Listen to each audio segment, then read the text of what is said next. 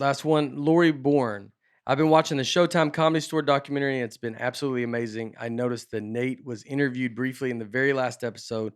What role has the Comedy Store played in Nate's career? Any interesting stories to share? Lori, you were letting me know that I was on it, so thank you. I honestly didn't know till I read this. I did do an interview for it, and I just haven't watched it yet. Uh, I haven't watched really any of them. The Comedy Store, what it played in my career. When I first started comedy, I moved to Chicago, and me and Michael Clay, my buddy that we moved with, we went out to LA and went to the Comedy Store. And I mean, I was doing comedy maybe a year, and so I was another friend of mine. They were in a band. I think it's called Prom Queens. I don't think it's a band anymore. Josh Baker, Matt Baker, and great family, very talented family. They're Josh. Josh still does music, and Matt, his brother, was just one of the most athletic people I've ever met. A guy that could do a flip in this room. He could just any sport he played, he just picked it up immediately. Could do gymnastics. I mean, just anything. It was like, go try this. He's like, okay, and would be the best at that. Yeah. Very athletic guy.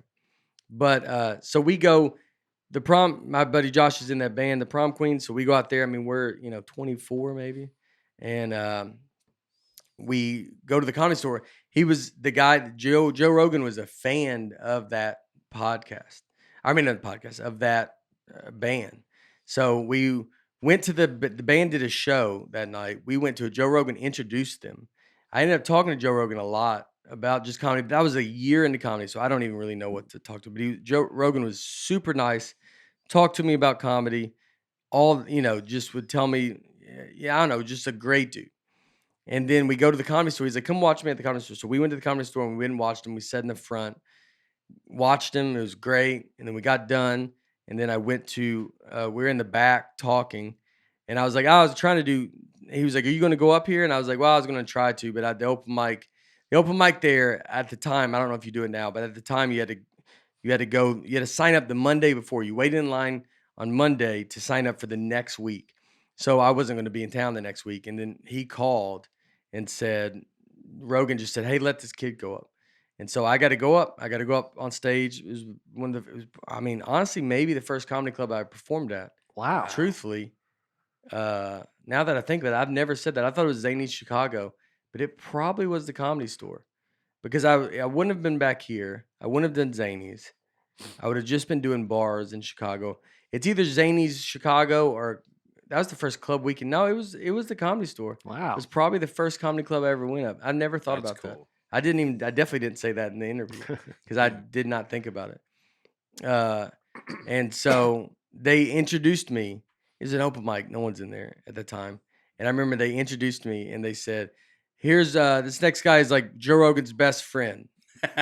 And I mean, I feel like everybody hated me because I got to get up and then I got to skip over the process. And then I was introduced to Joe Rogan's best friend, which I don't think Joe Rogan knows who I am now, like at all. So it's just it was funny to like get that. But that's yeah, so that's my Comedy Store story. I still go back there. I go to the Comedy Store. I'm in there now, and it's a very amazing place. It's there's a lot of clubs. I go to Laugh Factory out there in LA, Hollywood Improv. Laugh Factory is great too. They're all great, but the Comedy Store with it, I mean, yeah, the stories. There's a bullet hole behind the sign where Sam Kinison shot a gun one night. Wow. And the bullet hole's still there. I mean, the old story of they're in the 70s. There's great books on it where they had a big comedy strike in the 70s and 80s, and they didn't get paid. So one of the comedians that wasn't getting spots and wasn't getting paid jumped off a building and killed himself in the parking lot of the Comedy Store.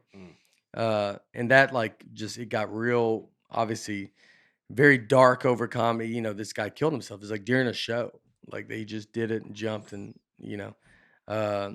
but I mean, at the time right now with COVID, I think they're still doing stuff outside, but right now the Comedy Store is thriving. I mean, dude, it's rolling. And when you go in there in the crowds, it's packed. It's just, I mean, the lineups are pretty nuts. Yeah. I mean, pretty famous lineups of people that you see. So it's an amazing place, and it's played more in my career later than it did. I mean, the beginning it was either at the very beginning, then it was nothing because I was in New York.